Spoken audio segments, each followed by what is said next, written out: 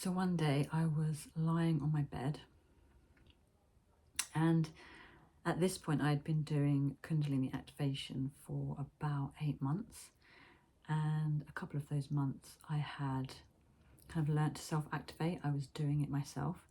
So this was just an ordinary day, and I was just lying on my bed, and it was a usual session, for me at that point. My body was kind of moving more, kind of undulating. There was emotions coming up. There was maybe my body convulsing in certain ways, which didn't always happen, but it was happening on this occasion. And then suddenly it just got really quiet, and I had this thought in my head that said, lie completely still, don't move. So I just lay there, and I suddenly felt this warmth at the base of my spine, which wasn't kind of like really alarming in any way. It was just kind of like a nice sensation. And then it kind of started to move up my spine. It was very slow. It was very measured. And it moved up my spine in a completely straight line. And it had a kind of weight to it, like as if it was kind of carrying itself, like propelling itself, but not in a kind of, not with speed, but just like it knew where it was going, like a kind of directness. And I had this thought that was like,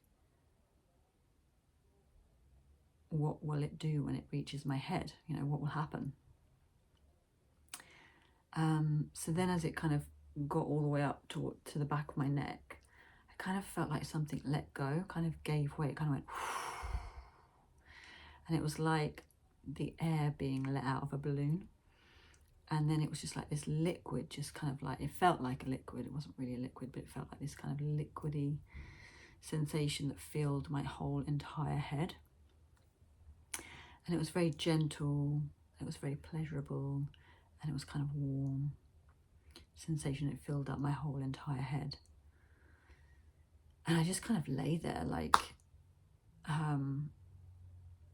just waiting, just kind of being with this experience, and really just was with it until it kind of completely dissipated. And then I just kind of went to sleep because it was kind of nighttime, and I just totally forgot about the whole thing for like 6 months. But I thought about it. I was like, oh, there was that strange thing where the energy went up my spine. And really in those 6 months, so many things changed in my life. There was a lot of, so it was like I'd done a lot of crying before, but now another dam had broken, and there was just so much more crying that was just flooding out. And that was quite intense. It was like the intensity of everything now had just kind of ramped up. And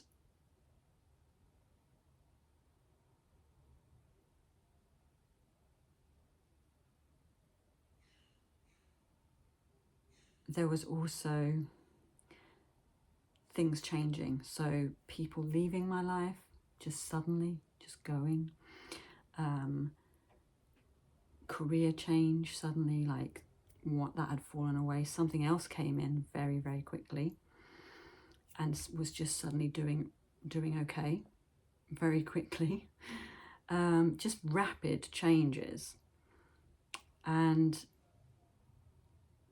really when after those 6 months, I started to think about it and started to think, I think that was actually the Kundalini awakening. I didn't kind of recognize it as that at the time, because I'd had this idea in my head about what a Kundalini awakening would feel like, or would be. And the reality for me anyway was like, so in my mind I had this idea that it was going to be like an electric bolt running through my system, and it was just going to be like this incredible like thing that was just so forceful, because that's kind of what I'd read online. Like when you go online, everybody's talking about you can't mistake it. It's going to be like, you know, it's like this bolt of energy going through the system, you know, it's like you can't mistake it. And really, whereas for me, it was the total opposite. It was just very slow, very measured, very quiet.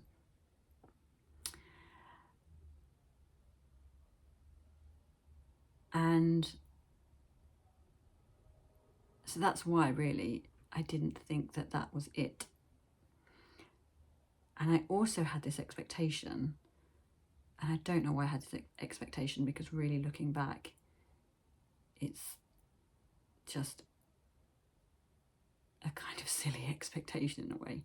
But I kind of thought that things would, like I would just wake up and be different, you know, like I'd have this energy awakening, this Kundalini awakening, and then like, I don't know, like flipping a switch, I would somehow be dramatically different.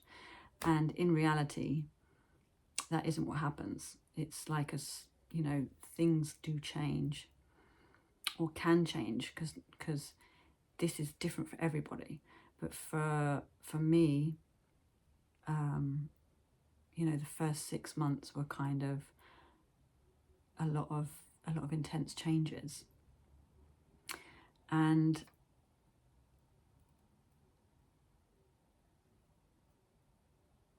it was a kind of restructuring. I like to call it like a restructuring of like of my identity.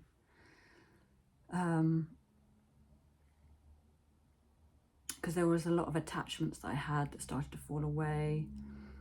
A lot more of the, like, it's like I got deep down into the core wounds. Even more so. It was like before I was dealing with things on a certain level, and then it was kind of like I dived straight into them, if that makes sense. So yeah, I had this idea that everything would be different quickly, and in reality, if you think about that, it's not really realistic, because it's not how psychological or identity changes work. They work gradually, right? You can't, if you would try to change that much about yourself in a day, it would be ridiculous. So even over those months, I mean, it's not a long period of time, but I would say that was when the bulk of the big changes happened, and then a kind of new way of being started to unfold from an identity level.